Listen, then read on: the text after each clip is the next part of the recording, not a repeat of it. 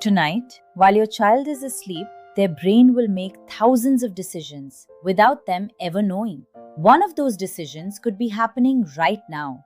It looks so ordinary that most parents never notice it. An open mouth. But what if that tiny detail isn't the problem at all? What if it's the clue? Stay with me, because by the end of this video, you'll never look at an open mouth the same way again. Every smile tells a story. Welcome to The Whole Tooth. Here's today's mystery. The human body is designed to breathe through the nose. So why would a child's own brain choose the mouth instead? That doesn't seem to make sense, unless the brain knows something we don't. To solve this mystery, let's follow a single breath. Imagine one tiny breath beginning its journey.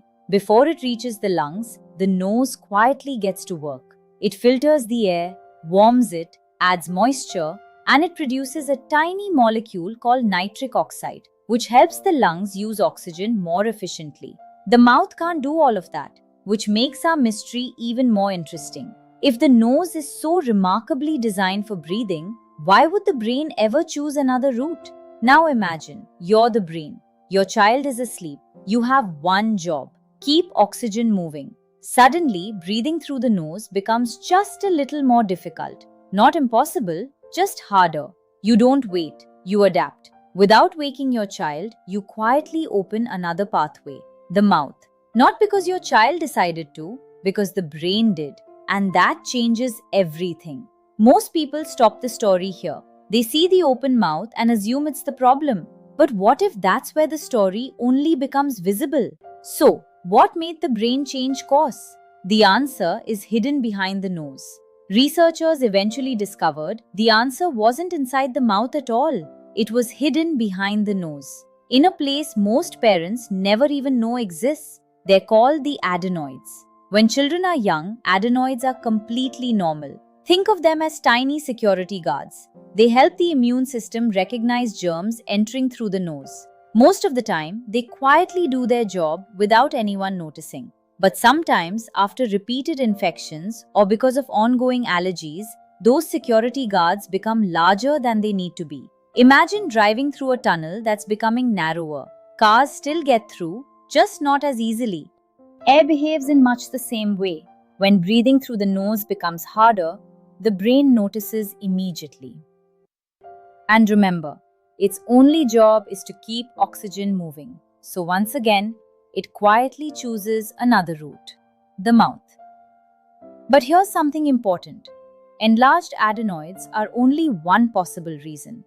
Some children have allergies, others have enlarged tonsils, some have ongoing nasal inflammation, and sometimes more than one factor is involved.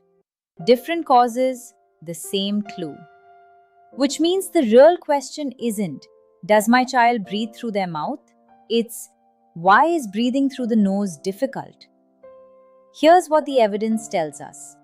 Persistent mouth breathing has been associated with changes in sleep quality and in some children with differences in facial and dental development. But that's only one part of the picture. Growth is influenced by many factors, including genetics, overall health, and individual growth patterns. That's why experienced clinicians never rely on one sign alone. They look at the whole child. So what should you do? First, don't panic. An open mouth isn't a diagnosis. It's a clue. If it happens regularly, especially with loud snoring, restless sleep, daytime tiredness, or frequent difficulty breathing through the nose, it's worth arranging an evaluation with your pediatrician, an ENT specialist, or an orthodontist. The goal isn't to guess the cause, it's to find it. Tonight, when you quietly check on your child, you'll probably see the very same open mouth.